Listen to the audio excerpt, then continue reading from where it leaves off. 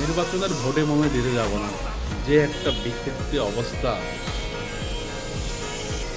আরে ভাই, তারা যদি ক্ষমতায় থেকে ইন্টারনেট যদি বন্ধ করবে, সবাই বলবে আচ্ছা ঠিক আছে, তো এখন নির্বাচন হচ্ছে, তো ডিজিটাল মোবাইল ব্যাংকিং এটা কেন বন্ধ করতে হবে?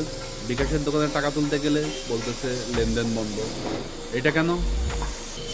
আপনারা তো অন্তর্বর্তী সরকার, তাহলে তাদের মধ্যে তারা রাজনীতি দলীয় সরকার, তাহলে অন্তর্বর্তী সরকার আর হচ্ছে রাজনীতি দলীয় নির্বাচনী সরকার, দুইটা কি এক হলো? দুইটা তো দুই জিনিস।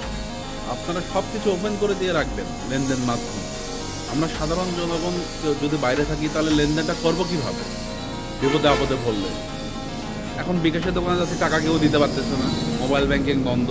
মানে এটা কি ধান্দাবাজি পাইছেন আপনারা? এটা কি নির্বাচন তাহলে হচ্ছে? সেটা একতরফাভাবে চলে গেল। আরে ভাই, এখন কি আর কি সেই যুগ আছে যে মোবাইলে 1,000 2,000 টাকা করে পাঠাবে, আপনারা বন্ধ করে দিয়ে রাখছেন? যে টাকা দিয়ে, এখন আর মানুষ পাগল নাই, যে টাকা দিয়ে ভোট কিনবে, ওই জনগণও জানে যে পরবর্তীতে কি করতে হবে।